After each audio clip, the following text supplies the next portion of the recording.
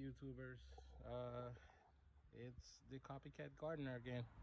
So just gonna show you a complete tour today of the homestead. So it's gonna be a little bit of a lengthy video, so try to keep it short, sweet, show you what failed, what didn't fail, what I'm succeeding at, and everything else. So take notes or give me pointers if you need to. So let's get the ball rolling. So what you're looking at right now is a strawberry planter. So I basically took a Home Depot bucket, punched some holes in it in the bottom and the sides. I saw this from another gardener, and you basically take the strawberry roots, and you know it's from root, so no plant, and you poke it into the soil all around the bucket. So as you can see, all around the bucket has holes, and you poke the roots in there, even in the bottom, and it's supposed to grow. Well, guess what? This one failed, guys. It fails the thing. Maybe it's bad roots. Maybe I just bought a bad batch. So it's supposed to come 10 roots in a packet. So it could very well be I bought a bad batch. So I don't see anything growing. I put it in regular potting mix, and it's been in there for over a month and a half now, maybe 2 months, and I keep watering it. You know, sometimes the soil go a little bit dry, not severely dry, but just a little bit dry, and then I give it some more water, like at least every 2 to 3 days. And yeah, nothing. No plants growing, no leaves, no nothing. So you know, I don't know. I call this a fail, guys. So I might try it a different way next year, or if I get a chance this year, I can do it. So this is we're in June 18, in New York. So New York is zone 7A or 7B, something like that. I'm not sure. So up until about, I would say 2 weeks ago, we had you know, we had the frost and all that stuff, and the nights were dipping down into 50, 52, 53 every night. So the plants weren't doing so good. Whatever I had in the garden, my tomatoes, they all perished. So I had to restart another batch of tomatoes. So I don't know if the strawberries was in the same ball game as that. So it could be the weather too played a vital role in killing it. So yeah, strawberries, bleh, it died. So my next step for strawberries is, if I can get from maybe the big box store, I can get another batch of strawberry plant or strawberry root or whatever, and probably put it in that thingy. So that is greenhouse. It's about dimensions is about 8 by 16, so it's pretty big. Just set that up about maybe a month and a half ago too, because I noticed all my tomatoes were dying. So I was like, you know what, I gotta do something to get the game rolling. So I'm gonna show you all the stuff that I failed at so far, and then I'll show you what I succeeded at. All right, so let's take it. So in this corner of the yard, I got some long beans growing. Also, the Guyanese version is Guyanese name to it, sorry, is Bora. I don't know, there's a helicopter flying overhead now. Goodness, can't make a video without some sort of stupid noise. Sorry about that, guys. So the long beans are not doing too great. They kind of perished with the cold as well. So all the leaves, I don't know if you can see the leaves, not looking so great. So today I decided, you know what, I'm just gonna push some more seeds into the ground and let's see what takes off. So just to let you know, these long beans that I grew, the Bora, this was actually started from seeds in the house. I had them in pods, then I brought them out, put them in the ground. I thought it was gonna be nice and warm, but the nights, Mother Nature played a big trick on me, so ended up perishing. So I had to put some more seeds. In the second row, let me see if I can get around here. In the second row, I got some, it's also another form of a bean. It's actually called same, or actually the Guyanese people call it broad same. So I got that growing. That's directly into the ground. That's not from pods or anything, so directly into the ground. And they're starting to shoot up now for about, I would say, 2 weeks. So that's about 2 weeks of growth that you see on these red stakes that I put down. All right, so that's it for the failures. I want to show you what the stuff that actually worked now. So let's take it away. All right, so I planted over here. I used my daughter's safety gate that she no longer uses, so I planted something called Carilla. It's the Asians, they call it bitter gourd, but this is the bush variety. So in Guyana we call it ban Carilla. So that's starting to take off now. I'm noticing it's starting to climb its way up the trellis there. So, and hopefully, hopefully I can get some ban Carilla. That would be a treat. That's something I'm actually looking forward to. So little by little, all right. So let's go. Let's take it away. So I'm gonna start from the greenhouse, and then I'll show you all of that. But before I get to all of that, so we take it in stages, all right? So I have some banana plants here that I've had for about 2 years now, 2+ years, indoor. I had them indoor growing. So here's another airplane flying overhead. Great. Can't get a break today. Some days it's super quiet, some days it's like, oh, God forsake, airplanes. I have an airport not far away. I'm in Long Island, so all these private airplanes just flying overhead. All right, if you guys can hear me, so these 2 banana plants that I have here, they had them indoors for about a couple of years, 2 years, 2.5 years. So I brought them outside. I said, you know what, let them get some full sunlight, sorry. So, and I gave them some fertilizer, 10-10-10 NPKs. So they're starting to look a lot better now from what they were before. So starting to see some improvement in that. The bigger plant that you see that's in the ground, that's my pear tree. I bought the house with this, so I see some pears going on there now. My damn squirrel that lives in the neighborhood loves to come and eat all my pears, so I had to get some mesh and put them around just to preserve the pears. So it's a very tiny pear right now. It's a size smaller than a table tennis ball, I would say.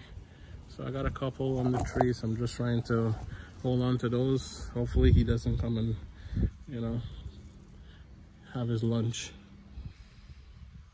So every year I have to battle with him. He's my #1 enemy right now. So if I ever see him, I try to get a gun, maybe shoot him. But my daughter keeps saying, "Don't kill the damn squirrel, please! Don't kill the squirrel."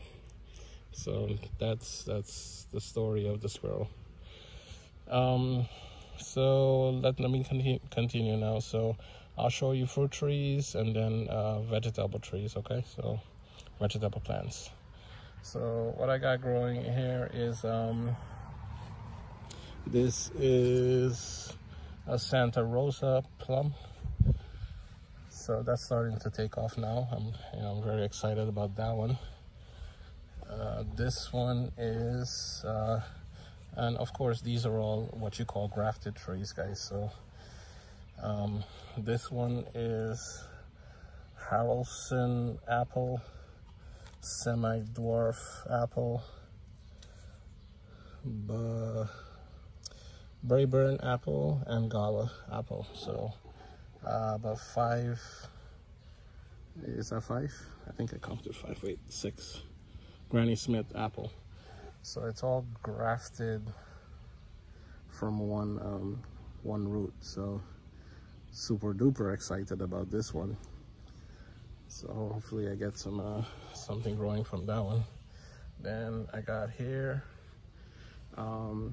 this one is my Dwarf Pair. So pear tree. So this is something I'm excited to. I'm seeing leaves, so which is a good thing. And I got a little trellis thing growing here, so this nice little archway. So I put down and I built it myself, and I started up some cantaloupes and some cantaloupes and cucumbers. So hopefully they'll vine their way up this trellis and, you know, make my life easy by looking nice and pretty. So here's the next one. This is also grafted stuff. So this one is a cherry tree. What type of cherry? It's oh boy, I forgot the name of it now. It's one of the really good rated cherry trees. I forgot, it's like the #1 rated on the internet right now. So that one, I'm happy to see some leaves growing off of it. You know, when these things were shipped to me, they basically had no leaves. You know, it was just a stalk and a root. So this one is Dwarf Italian plum. Nothing doing on this one, so God knows, maybe it's dead. Maybe it was dead to begin with. So hopefully it takes off. You know, these things take time. So I had them in the ground for, I would say, about maybe about a month now. So when they were all shipped to me, these fruits, the dwarfs, the pears, the plums, the apples, no leaves. You know, it was just main stem with roots. So, you know, it's exciting when you see some leaves, so you know there's some sort of growth. So here's another one. This is a blueberry. The variety of blueberry on this one is, I'll tell you right now.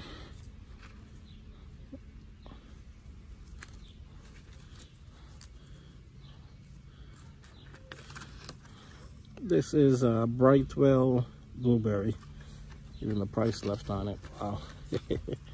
That's okay. I bought it from Lowe's. So with the birds, you know, I put some mesh on it so the birds don't get to my blueberry. So I'm happy to see for over a month now that I'm actually getting some blueberries growing. So if you look, you can actually see some blueberries growing. So down there too. So very excited, very excited, very excited to see some blueberry. I have to put the mesh again because of the birds, you know, I don't want them to eat out my blueberries. So that's the blueberries. Over here I got my daughter's swing, and I got I built a trellis here for these are grape plants, so hopefully I can get some grapes this year. If not, that's okay. I know it's from cuttings, so cuttings take a while to grow, so it's okay. Maybe next year I get some grapes. I also have, let me walk you over here.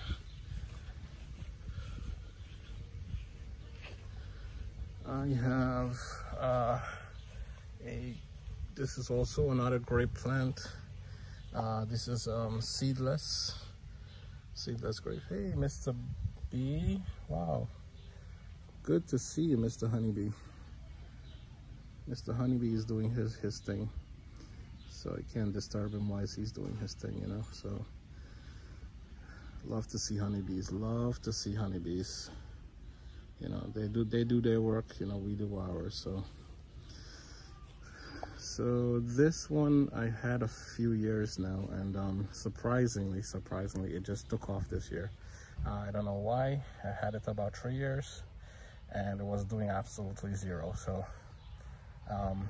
yeah, you know, excited. Seedless grapes, so you know, hopefully I can get something this year.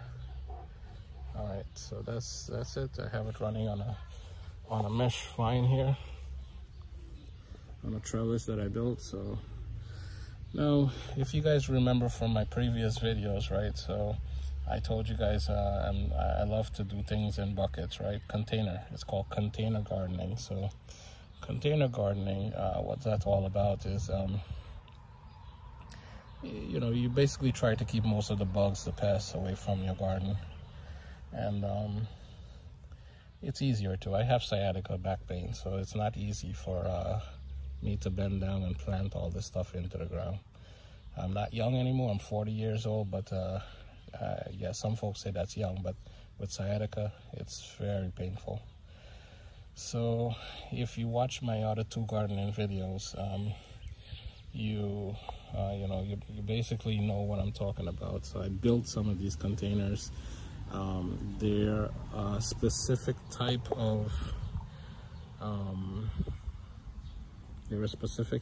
self-watering, you know. So what it is you know, if you watch in video, my second video, I explained what I did. I took the PVC pipe, I cut it, you know, I put the pipe tray in the bottom, and from the bottom of the bucket to about 6 inches, 4 to 6 inches up from the bottom, I put a pie container in there with a small plastic container to elevate the pie container, and that 4 to 6 inches of the bottom of the bucket retains water, right? So then the PVC pipe, what that does is when you water, the water goes to the bottom and it feeds water to the roots of the plant. So the moisture level in the bucket stays, you know, stays. If you guys know anything about planting in containers, it's very difficult. The soil dries out very fast because the plants, you know, the plants just consume all the water. In this way, if you're retaining water in the bottom, your soil level in the bottom, you know, it will wick the water up. You know, it's a wicking process, so it will wick the water up and your soil will stay pretty moist. If you can see that soil there is looking pretty moist. And I haven't watered in about maybe 3 to 4 days ago, so you know, we're looking okay. So I'm gonna start you off with the whole garden area now. So that's you know, some of these things I started indoors, in little pods, and you know, I brought them out as little baby plants and plant them in the buckets and start them off. So here we go. Bucket number 1 from this side, and I'm working my way all the way to the back. So if I go too fast, that's okay. Just hit replay, stop, and replay. All right. Got a small blueberry coming up there, blueberry plant. This one is potatoes. So I'm growing potatoes, guys. I got the potato from Home Depot. You know, they're the variety called seed starting potato. So, you know, you just plant them in very deep in the bucket, and it will shoot up all this greenery. And by the end of fall, all this greenery will die back, become very yellow, and that's when you know you're ready to harvest your potatoes. Simple. Just give it water. All right, maybe some NPKs too, once a month. All right, these buckets here, this one, that one, and that one. I got ginger. This is that I have in the camera view here. These are all ginger I'm growing, so it's taking off. It's doing very well, and you know, I wasn't expecting it to grow, but yeah, it's actually freaking growing. So I know I can be harvesting some ginger probably. If not by fall, that's okay. I have a greenhouse now, so I can probably take it into the greenhouse, which is the good part about it. I can take it into the greenhouse, and you know, I can keep it over the winter time if I want the ginger to grow even bigger. So you know, that's an option for me. So whatever I need, instead of it dying in the fall, and you guys, if you guys know New York weather, you know, it's by October, November, it's already cold and plants start to die. So if that's the case, then yeah, I'll move them into the greenhouse, no big deal. And these 3 buckets that's in focus right now, these are peppers. So these are called weary pepper. It's like a cherry type pepper. So I'm very excited about these. They're starting to bloom already, if you can tell. Let me get out of the screen, creating a shadow there just now. So yeah, starting to get some very hard to get these seeds, by the way. Yeah, I actually had to get one from someone, and it was very hard to get them. And then, you know, the person, you know, he had it in his freezer, so I was like, yay, let me take it. I cut the pepper open, took the seeds out, and you know, basically laid it out to dry for about a month, and then I planted them, and whoa, I was very surprised. It grew, man. So thanks to my brother for that tip too. All right, so I took his advice on the frozen pepper, and it actually worked. So plant seeds don't really die. Vegetable seeds don't really die, you know, so which is good. My wife decided that she wanted some flowering plants, so she decided to plant up some Amarillis and forgot the other names. She knows the names. So these are we're gonna use to decorate our deck. You know, very pretty flowers. I love the flowers. So pretty when they bloom, you know. Coming up to here now, so I got some tomatoes. This is the variety of tomato. These are Roma. I believe Roma is Italian tomato. I might be wrong on that one, but anyways, it's called Roma tomato. So this was started from seed as well. All right. This is big beef tomatoes. I bought some herbs, some basil and fine thyme. So I got those coming up there now. Also got some more flowering plants that my wife planted. So those are gonna start blooming any time now. Over here, let me try to get into focus here. So I got about 4 buckets, and these 4 buckets are the Guyanese eggplant. It's the striped Guyana eggplant. So those are coming up really well. Love them. I don't know, something's eating the leaves on one of the buckets. I don't know what that was. Over here I got bell peppers. So those are coming up very nice, looking very green. Over here I got red serrano pepper. So my wife loved those serrano peppers.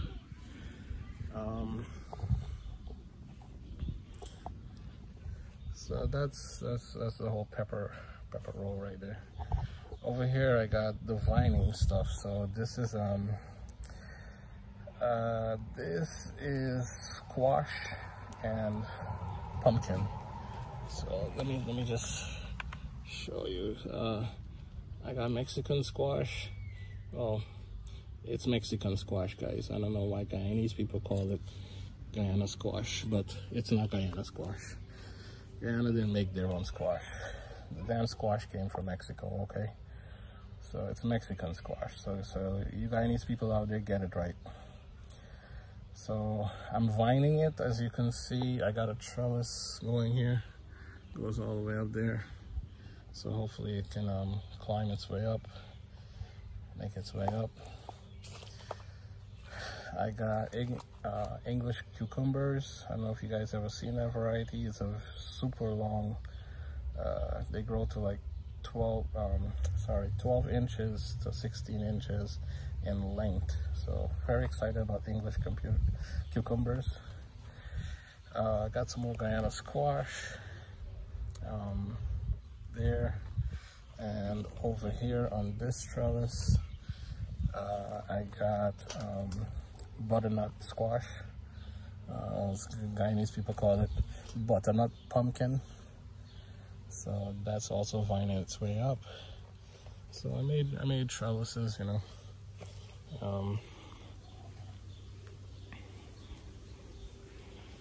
So that's my whole trellis system going on over there. Yeah, I never thought gardening is hard work, but it freaking is, man. You know, but yo, it's so rewarding. It's so rewarding in several ways. It's so rewarding to see something actually grow from what you planted from a seed.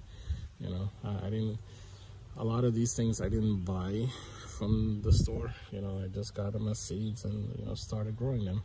Except for the fruit trees that I showed you on the circumference of the yard there. Those fruit trees, yeah, I bought those from, you know, from the big box stores. Had them shipped. But other than that, these are all these are all grown, man. These are all grown from seeds. Very rewarding to see them grow.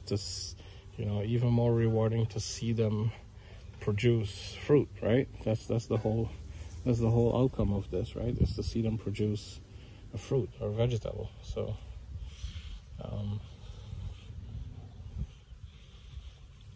so it's a waiting game, you know. And with New York, it's not easy. It's not easy to grow stuff. You got what, maybe about 4 months of growing time. 4 months of, I'm gonna sit down now. Sun is hot today. It's like 80 degrees, feels like 85. Feels like 85, so it's a bit hot. I'm just standing and sweating. And yeah, you know, New York is not easy. You got 4 months of growing time, you know, so you gotta make do of that time, you know.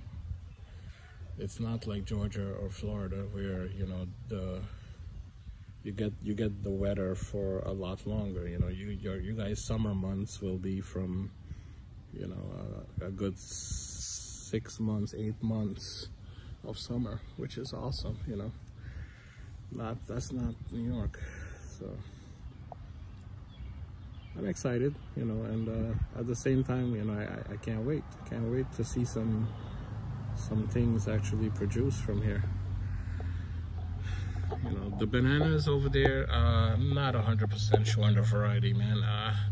I looked it up online. It's from a genre called MUSA, M-U-S-A, MUSA Banana. So I'm not even sure if that's even going to produce any fruit. You know, it came from Home Depot 3 years ago. I had it indoors. They were starting to lean a lot, like bend, and not bend from watering or anything. It's just bending from because they were trying to reach to the window to get the sunlight. So until I brought them outdoors, then they started straightening up a little bit. But as far as producing bananas, that's a variety I don't know. I've tried looking it up. I tried Googling it. There's so many varieties of MUSA out there that, you know, no one really knows or has identified it. So did I keep the tag that I got from Home Depot? Yeah, I kept the tag, but it doesn't produce anything much more than the name MUSA Banana. You know, Home Depot, you guys suck. You know, you guys should at least say if it's gonna produce fruit or not. You know, come on, Home Depot. If you're gonna do something right. You know, just don't put banana plant on your tags. You know, how would people know if this is a non-producing plant? You know, I would be excited to see banana, honestly. You know, and who wouldn't? You know. But if this is a variety that I'm gonna have to keep for several years, waiting for it to give some banana flower, banana leaves, and I don't see that, then, you know, it's very disappointing keeping a damn plant like that. So, Home Depot, yeah, not everything is great with you guys, and this is one of your failures, honestly. As for that Dwarf Pair, I don't know what's going on with that one. Might have to contact Home Depot and get a refund. I don't know how the freaking hell I'm gonna do that, but if Home Depot only tells me send the damn thing back, I'm gonna be like, what the, you know. Yeah, I don't think I'll be able to. I'm gonna even want to attempt pulling that up from the ground and sending it, mailing it back to them. Are you crazy? Come on, Home Depot. You know, look, all your other cuttings, your grafted stuff that you sent to me grew. Everything else is growing. Everything else produce vines and leaves. Look for yourself. It's producing, except for this one. So what's going on? You know. You know, I did the norm. You know, they said when you get the plant, you're supposed to soak it in water, and at least for a few hours. I soaked it for overnight. I got one of these buckets and filled it halfway with some water. Of course, you know, room temperature water. Soaked the roots overnight, and the next day I planted it into the ground, like I did all the other ones, and all of them grew. All of them started producing leaves, except for this one. So what am I doing wrong, Home Depot? You also said don't put any fertilizer, just plant it into the native soil in the yard, which I did, right? So I planted it into the native soil. I didn't use no potting soil, I didn't use no manure, I didn't use anything, just like these other ones.